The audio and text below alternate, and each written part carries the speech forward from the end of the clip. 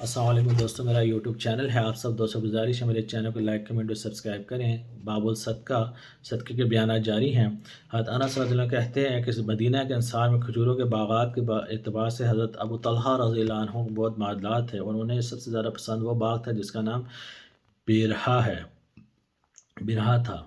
یہ باغ مسجد نبی کے مقابل تھا۔ رسول اللہ صلی اللہ علیہ وسلم اس باغ میں تشریف لے جاتے اور اس کا شریک پانی پیتے تھے۔ حضرت انس رضی اللہ عنہ کہتے ہیں کہ جب یہ آیت نازل ہوئی، لَن تَنَالُوا الْبِرَّ حَتَّىٰ تُنفِقُوا مِمَّا تُحِبُّونَ، تم نیکی کو ہرگز نہ پا سکو گے جب تک کہ اللہ کی راہ میں اس مال کو خرچ نہ کرو جو تمہیں بہت اچھا لگتا ہے۔ حضرت ابو طلحہ رضی اللہ عنہ نے رسول اللہ صلی اللہ علیہ وسلم کی خدمت میں آئے اور عرض کی کہ اللہ کے رسول صلی اللہ علیہ وسلم، اللہ تعالیٰ فرماتا ہے لَن تَنَالُوا الْبِرَّ حَتَّىٰ تُنفِقُوا مِمَّا تُحِبُّونَ، اور میرا باغ بیرا ہے، مجھے اپنے مال میں سے سب سے زیادہ محبوب ہے، اور میں اس کو اللہ کے نام پر صدقہ کرتا ہوں اور اس سے نیکی کی امید رکھتا ہوں۔ توقع ہے وہ اللہ تعالیٰ کے نزدیک میرے لیے ذخیرہ آخرت ہوگا، لہٰذا اے اللہ کے رسول صلی اللہ علیہ وسلم، آپ صلی اللہ علیہ وسلم اسے جہاں مناسب سمجھے خرچ فرمائیں۔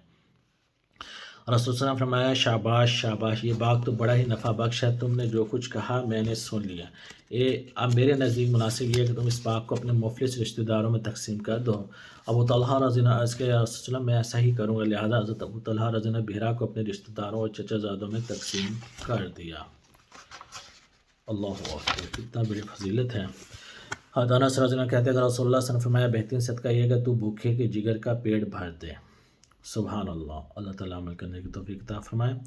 شوہر کے مال سے بیوی کے خیرات کرنے کا بیان۔ حضرت ام المومنین سیدہ عائشہ رضی اللہ عنہ کہتے ہیں کہ رسول اللہ صلی اللہ علیہ وسلم نے فرمایا، جب عورت اپنے گھر کھانے میں سے خرچ کرے، صدقہ کرے، صاف نہ کرے تو اس کو صدقہ کرنے کا ثواب ملے گا، اور شوہر کو اس کی کمائی کا ثواب ملے گا۔ خازن، داروغہ، مطبخ کو بھی اتنا ہی ثواب ملے گا، ان میں سے کسی کے ثواب سے کمی نہ کرے گا۔ حضرت ابو ہریرہ رضی اللہ عنہ کہتے ہیں کہ رسول اللہ صلی اللہ علیہ وسلم نے فرمایا، جو عورت اپنے شوہر کے مال میں سے بغیر اس کی اجازت کے خیرات کرے، اس سے اس کا آدھا ثواب ملے گا۔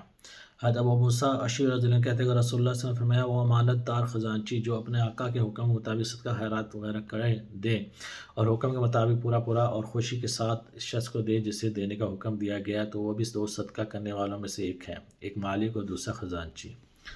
ام المومنین سیدہ عائشہ رضی اللہ عنہ کہتے ہیں کہ ایک شخص نے نبی کریم صلی اللہ علیہ وسلم سے عرض کیا، میری ماں یک مر گئی، اگر اس کو بات کرنے کا موقع ملتا تو وہ ضرور صدقہ خیرات کی وصیت کرتی ہے، بس اگر میں صدقہ دوں کیا اس کا ثواب ملے گا؟ اور نے فرمایا، ہاں ملے گا، ہاں۔ سبحان اللہ۔ حضرت ابو امامہ رضی اللہ عنہ کہتے ہیں کہ میں نے رسول اللہ صلی اللہ علیہ وسلم خطبہ حجۃ الوداع میں یہ فرماتے سنا کہ بیوی اپنے شوہر کے گھر میں سے بغیر اس کی اجازت کے کچھ نہ خرچ کرے۔ پوچھا گیا، یا رسول اللہ صلی اللہ علیہ وسلم کھانا بھی نہیں؟ فرمایا، کھانا تو ہمارے مال میں سے بہترین مال ہے۔ حضرت سعد رضی اللہ عنہ کہتے ہیں کہ جب عورتوں سے رسول اللہ صلی اللہ علیہ وسلم نے بیعت عہد لی تو ایک جلیل القدر عورت جو غالباً قبیلہ مضر کی عورتوں میں سے تھی کھڑی ہوئی اور عرض کیا، اے اللہ کے رسول، ہمارا بار ہمارے والدین پر اور ہمارے بیٹوں پر اور ہمارے شوہروں پر ہے، بس کیا ہمارے لیے جائز ہے کہ ہم ان کے مال میں سے ان کی اجازت کے بغیر خرچ کریں؟ آپ نے جواب میں ارشاد فرمایا، تازہ مال یعنی وہ چیزیں جو دیر پا نہ ہوں اور جلد خراب ہو جاتی ہیں، اور جیسے سالن، سبزی، دودھ وغیرہ، کھاؤ اور ہدیہ کے طور پر بھیجو۔ حضرت عمیر رضی اللہ عنہ اور ابو لہب رضی اللہ عنہ کے آزاد کردہ غلام کہتے ہیں، میرے آقا ابو لہب رضی اللہ عنہ مجھے کو حکم دیا کہ میں گوشت کے باریک ٹکڑے بناؤں۔ اتنے میں ایک فقیر آ گیا اور میں نے اسے گوشت کھلایا۔ جب میرے آقا کو یہ معلوم ہوا تو اس سے مجھ کو مارا۔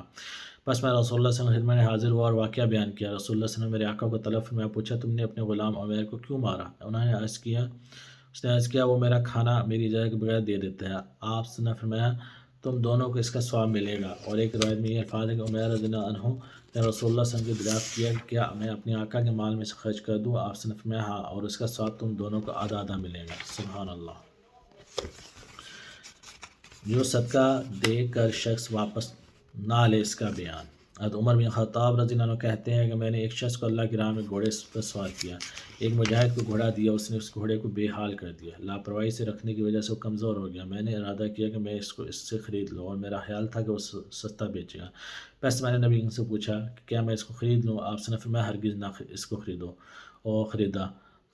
اس کو اپنے صدقے کو واپس نہ لے، اگرچہ تو وہ تجھ کو 1 درہم قیمت دے، اس لیے کہ اپنے صدقے کو واپس لینا ایسے ہی ہے جیسے کتا کرے اور پھر اس کو چاٹ لے۔ ایک روایت میں یہ الفاظ ہیں کہ آپ نے فرمایا، اپنے صدقے کو واپس نہ لے، اس لیے کہ صدقے کو واپس لینے والا اس شخص کی طرح ہے جو کر کے اس کو چاٹ لے۔ اللہ حفاظت فرمائے۔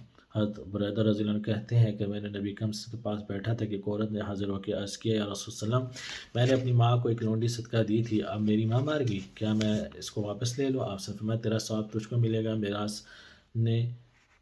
میراث نے تیری اس لونڈی کو تجھے واپس کر دی، یعنی وہ تجھ کو ورثہ میں مل گئی۔ عورت نے پھر پوچھا یا رسول اللہ میری ماں پر مہینے بھر کے روزے واجب تھے، کیا میں اس کی طرف سے یہ روزے رکھ لوں؟ آپ سے فرمایا اس کی طرف سے روزے رکھ لے۔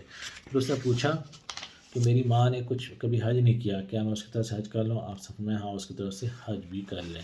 اللہ رب العالمین عمل کرنے کی توفیق عطا فرمائے۔ صدقے کے بیانات کے متعلق ہم نے آپ کو جو ہے احادیث مبارکہ سنائی ہیں، اللہ تعالیٰ عمل کرنے کی توفیق عطا فرمائے۔ جزاک اللہ۔